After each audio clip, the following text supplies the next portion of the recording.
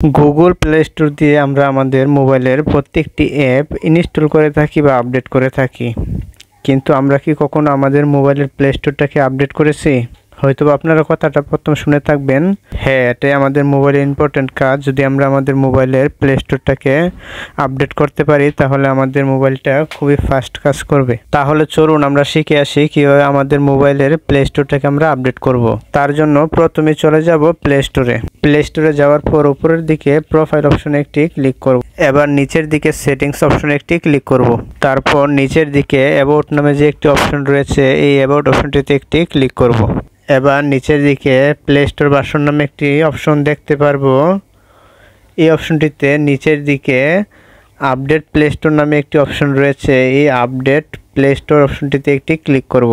এবার নিচের দিকে আন্ডারস্টুড নামে যে অপশনটি রয়েছে এটিতে একটি ক্লিক করব। ক্লিক করার পর অটোমেটিক প্লে স্টোরটি আপডেট হয়ে যাবে।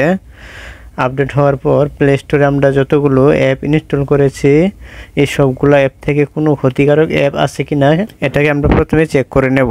চেক করার জন্য আমরা প্রথমে প্রোফাইল অপশনে আবার ক্লিক করব। প্রোফাইল অপশনে ক্লিক করার পর নিচের দিকে প্লে প্রোটেক্ট অপশনটিতে একটি ক্লিক করব। এবার আমাদের মোবাইলে কয়টি অ্যাপস রয়েছে এখানে শো করছে। এখানে 53টি অ্যাপস রয়েছে। এবার আমরা স্ক্যান নামে যে অপশনটি রয়েছে এই স্ক্যান অপশনটিতে একটি ক্লিক করব। স্ক্যান অপশনটিতে ক্লিক করার পর এখানে আমাদের মোবাইলের সমস্ত অ্যাপসগুলো স্ক্যান করে নেবে। যদি কোনো ক্ষতিকারক অ্যাপস থাকে তাহলে এখান থেকে ডিলিট অপশন লেখা আসবে, তখন আমরা ডিলিট করে নেব। এখান থেকে কোনো ডিলিট অপশন লেখা আসে নাই এবং গ্রিন টিক মার্ক চলে এসেছে। এখানে আমাদের কোনো ক্ষতিকারক অ্যাপস নাই।